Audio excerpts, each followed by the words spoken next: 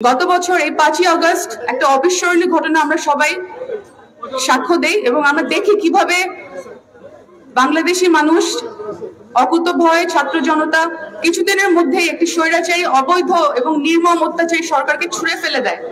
তাদের জন্য আমরা এক হয়েছি। তারা আমাদের শিখিয়েছে যে ভয় বলতে কিছু নেই এবং দেশকে ভালোবাসতে হবে এবং সুনাগরিক হতে হবে। আমি তাদের আত্মার মাগফিরাত কামনা করছি এবং তাদের পরিবারের জন্য আমরা অশেষ সমবেদনা। আমাদের গোলাপগঞ্জ থেকে 7 জন ভাই শহীদ হয়েছেন। আমি ওদের পরিবারের দেখা করতে আমার সুযোগ হয়েছিল এবং আমি দেখেছি ওনারা কত কষ্টের মধ্যে দিন যাপন করছেন। প্রিয় এলাকাবাসী, আপনারা অনেকে আমাকে চেনেন। আমার নাম সৈয়দা আদিবা হোসেন। আমি সেই পরিবার থেকে এসেছি যার দরজা আপনাদের জন্য সব সময় খোলা ছিল। আমার আব্বা আপনাদের প্রাণপ্রিয় এমপি ডক্টর সৈয়দ মকবুল হোসেন ছিলেন মাটি ও মানুষের নেতা। তিনি একজন খাঁটি দেশপ্রেমিক ছিলেন।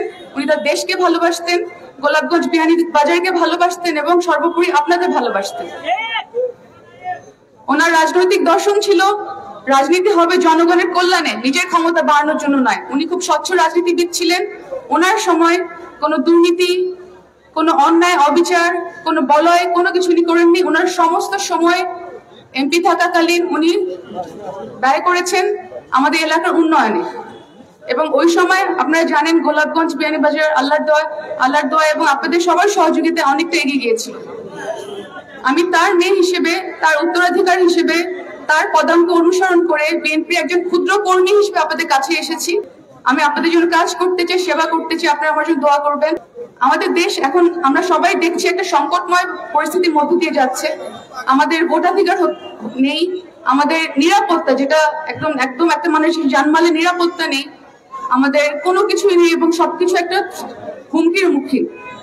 সেই হিসেবে আমি বলবো ইনশাআল্লাহ তাদের ইলেকশন হবে এবং মানুষ তার গণতান্ত্রিক অধিকার ফিরে পাবে, যেটা ভোটাধিকার। আমাদের এখন যুবক সমাজ যারা যোগ্য, যারা শিক্ষিত, ওরা চাকরি পাচ্ছে না। শ্রমিক ভাইরা তাদের ন্যায্য মূল্য পাচ্ছে না।